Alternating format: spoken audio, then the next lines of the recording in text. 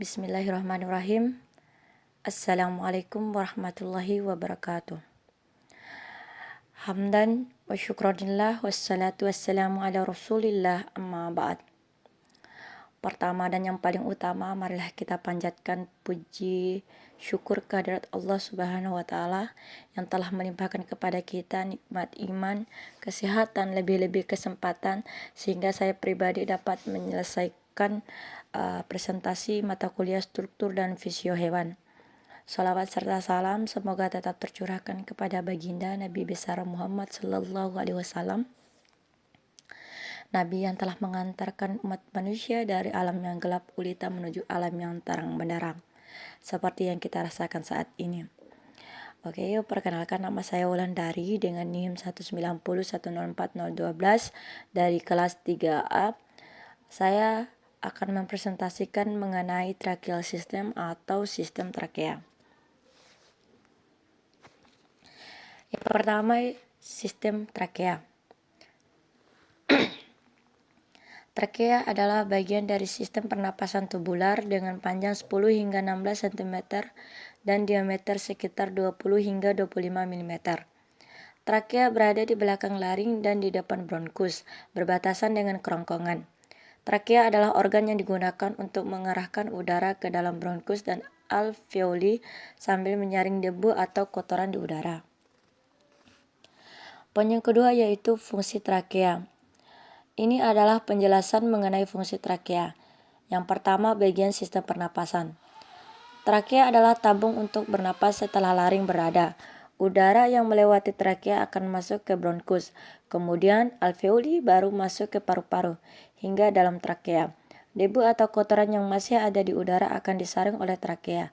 Selain itu, trakea juga dapat menjaga kelembaban udara dan ikut serta dalam pengaturan suhu udara karena mengandung lendir di dalam mukosa. Yang kedua, berperan dalam pencernaan. Bagian dari dinding trakea menyatu dengan dinding organ pencernaan, kerongkongan.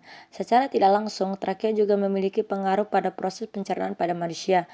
Jika trakea tersumbat, ini juga merupakan masalah untuk esofagus yang menempel. Misalnya, jika ada jalan napas terhambat, Anda akan menelan dan batuk sehingga trakea dan kerongkongan terbebas dari puing-puing yang telah terhambat. Poin selanjutnya, struktur trakea. Trakea adalah tabung yang terdiri dari 16 hingga 20 cincin tulang rawan yang berbentuk seperti huruf C. Cincin ini tidak melingkar karena kedua ujungnya tidak melebur karena pelekatan esofagus ke dinding trakea. Selain itu juga berguna untuk menjaga trakea terbuka dan membuat perubahan diameter kecil yang diperlukan untuk memungkinkan udara masuk dan keluar dengan mudah. Yang ketiga, cincin ini juga diikat bersama dengan fibrosa GBB.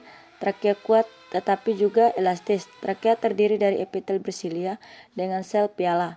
Sel ini menghasilkan lendir atau cairan kental atau lendir yang mencapai paru-paru. Struktur trakea membentuk dua cabang kiri dan kanan yang bersentuhan langsung dengan bronkus, alveoli, dan paru-paru. Nah, contoh gambar struktur trakea bisa kita lihat di layar kaca. Selanjutnya, dinding trakea. Dinding trakea terdiri dari 3 lapisan, yaitu dari dalam ke luar. Untuk lapisan pertama, lapisan dalam atau bisa kita sebut selaput lendir. Yang kedua, lapisan tengah atau bisa kita sebut jaringan otot dan tulang rawan. Yang ketiga, lapisan luar adventitia atau jaringan penghubung. Mungkin itu saja dari saya.